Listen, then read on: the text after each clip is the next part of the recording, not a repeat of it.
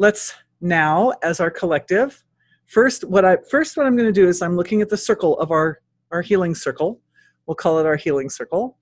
And I'm asking, is there anything that the healing circle has to do prior to approaching this particular very large topic that would be necessary in order to ensure success and safety?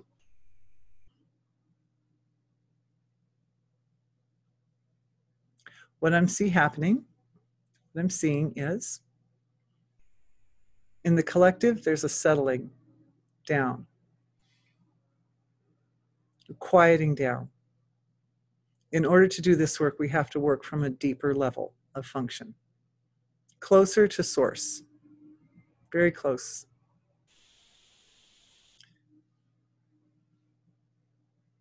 I'm seeing adjustments being made at a physical and material level of individuality to support the ability to look into something so challenging and be unaffected. We're like polishing the mirrors. Think of it as polishing the mirrors. And I'm feeling very interesting. It feels like it's starting at the root of the physiology. This lovely energy is coming up through Mother Earth into our physiologies. It's sublime. It is very, very light. We think of earth energy as kind of heavy, like earthy. And it is coming up through the earth. It is a message from the intelligence of earth to all of us in our collective group, in our healing circle, of the support, the level of support and appreciation that we have from the earth. You know, the thing about the nuclear powers, the nuclear bombs and so forth, is the effect on humanity would be devastating, but the effect on the whole earth would be devastating. So what we're receiving right now is a connection of our healing circle with other healing circles. Earth has her own way that she forms her immune system. I knew those two other healings were going to stay in there. So she's forming she has immune system circles. She has circles of healers. Yeah. This lady is saying that's exactly what I'm feeling too. Is it's like a warmth. And it feels like it's coming up through the lower part of my body. Way cool. High five. High five to England, man. That's great.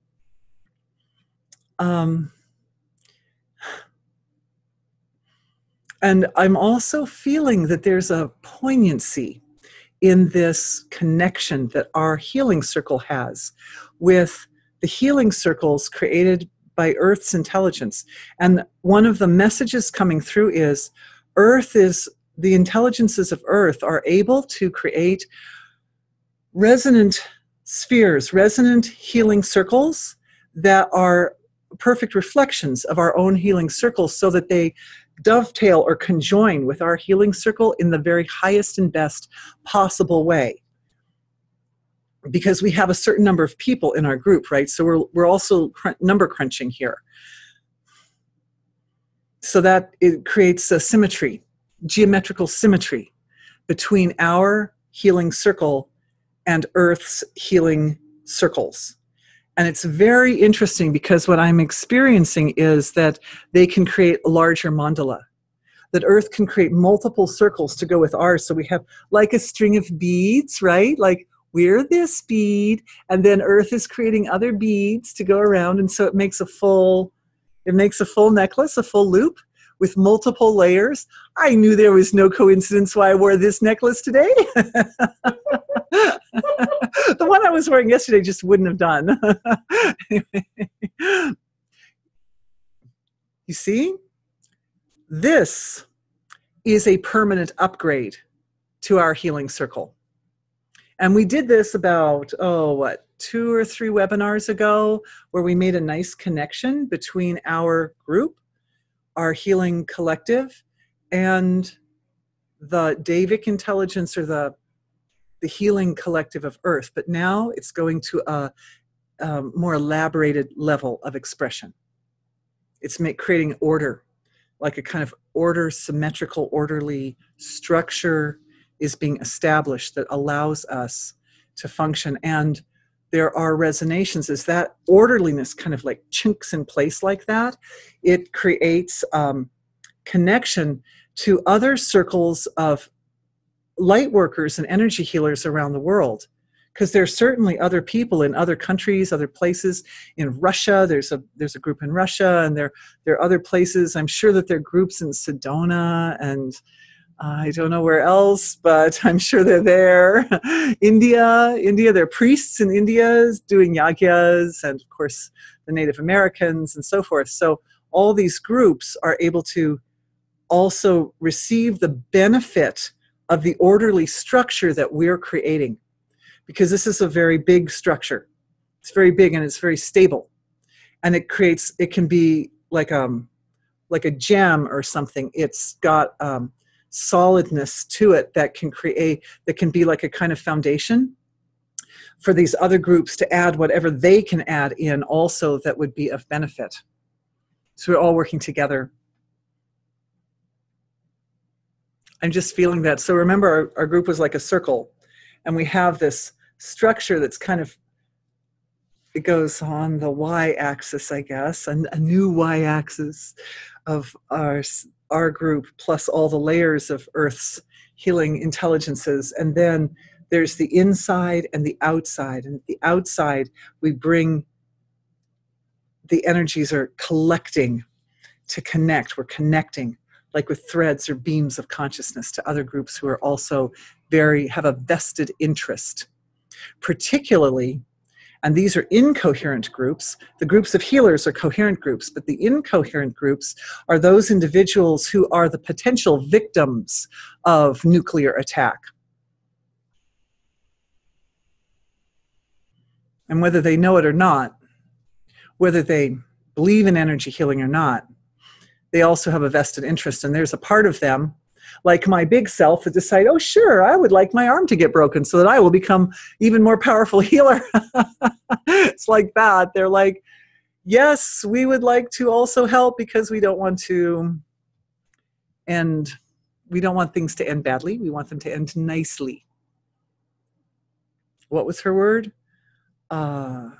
Life-sustaining path. We want a life-sustaining path. Okay, so we're set up. Now, this structure, quietly, we're offering the concept of the life-sustaining path into the silence. That's the antidote. And we're doing it in the light, in the perspective, from the perspective of the current world situations connected to and associated with this nuclear war machine powers, nuclear powers. I'm just looking, I'm getting reads in, getting information coming in. Our group is receiving information.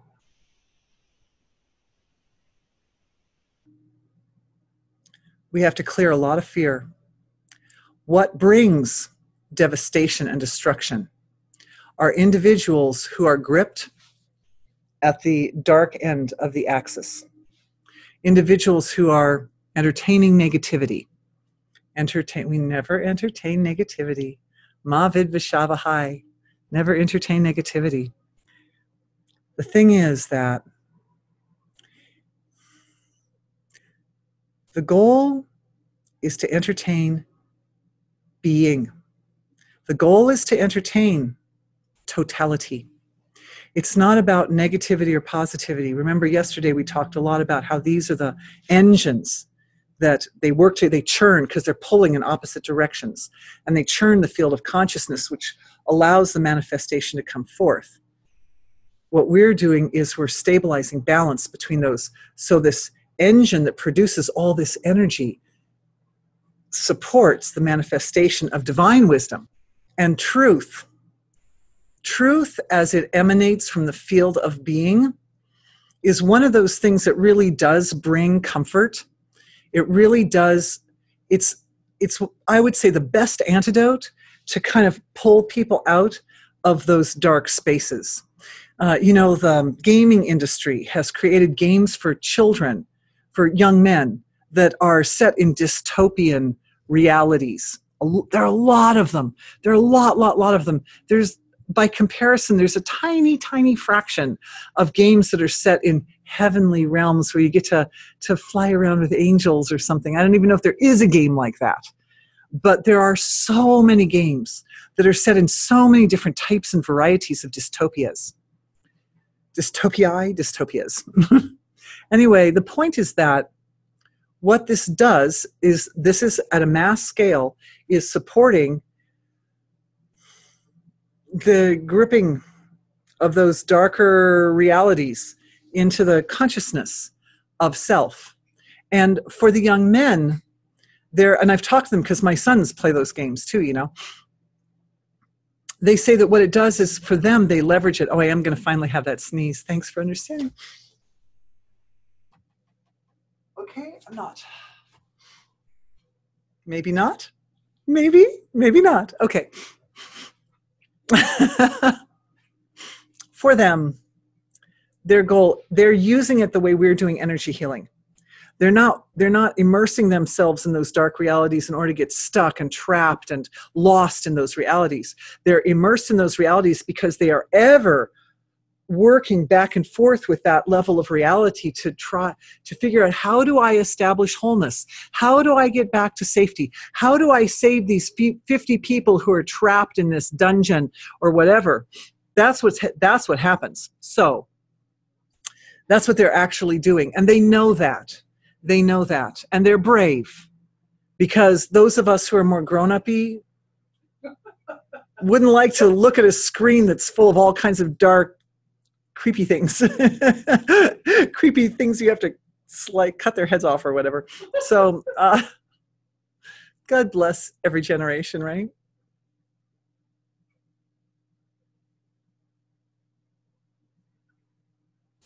But I'm looking at the energies that hold or stabilize that dystopian vision, because that is what they stabilize it, and there are structures that can embed in people's consciousness. It comes from stress. We call it stress. Stress is another way of looking at it. It's a kind of stress in the system, but it's a subtle stress. It's a stress that comes into the filtration area of the physiology. If we're looking at our y-axis here, and here's our physical body up here, and this is all manifest self here, and this is being down here, then this is everything, right? Being is literally the source of everything. And right there at the gap, the manifest creation comes out, and at the first manifestation, everything exists. And then we've got to filter that stuff, right? So it's in that filtering area of the consciousness that the hooks or implants that are connected to people's buying into the reality of something horrible, like enslaved, fear. So we're just identifying, not taking it on, just reflecting like a mirror. You look at it.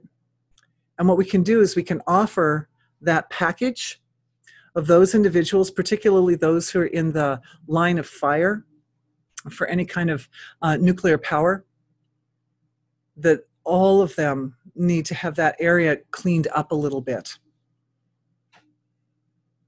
And the antidote, as I'm looking into the center, wow, closed my eyes and it really lit up. Guys, that's beautiful. You guys are powerful. The center of our circle is now radiant with a very, very bright, like a bluish white light of pure truth, pure, clean essence of truth, the actual truth. And this is a truth for the heart. This is a truth for the part of the individual that's attaining their information internally, that they can redefine. And this is for the voice. The voice is in there too. They can redefine through their thoughts. And our thoughts are kind of a form of our own voice, right? It's our inner voice. Redefine the definition of their reality. the people who are suffering the most are the ones most inclined to draw in that kind of nuclear energy, that nuclear attack energy, both produce it and draw it into themselves. So that's clearing, and it's clearing, and it's clearing, and it's clearing, and it's clearing. It's in the filtering part of the physiology.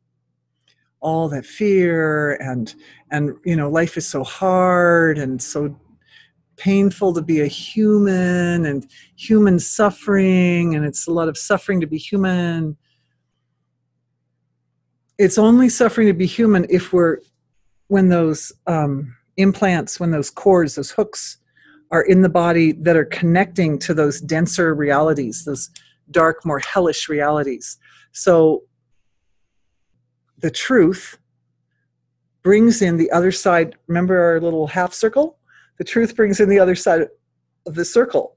That yes, that is part of the human condition, but this is also part of the human condition, and they can come into balance. And what happens in the case of people who are suffering like that is that the lighter, brighter, more angelic, more supportive side of their own field of consciousness has gotten dampened down. They've been told, they've been taught that it's not them and that it's not accessible.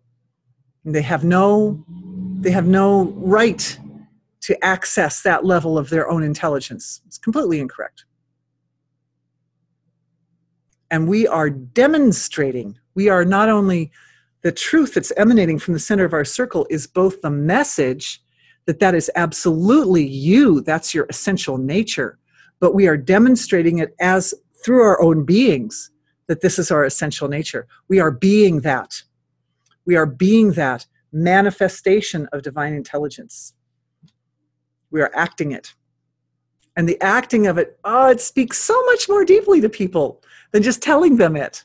And the fact that we're able to send it out through the field of consciousness so that it doesn't come to them as somebody telling them or judging them or something, but it comes completely as inside information, means that it comes from this deep, intimate level of self-truth, which is the level that people can easily accept.